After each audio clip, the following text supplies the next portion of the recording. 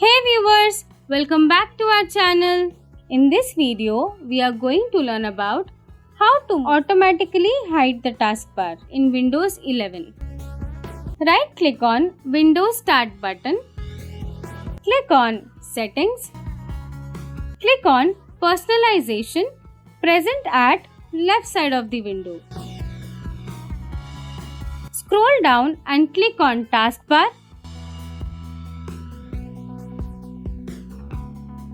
Scroll down and click on Taskbar Behaviors.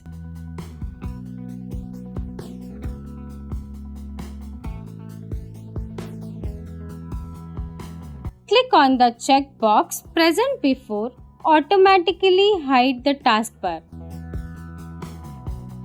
Now, the taskbar will hide automatically.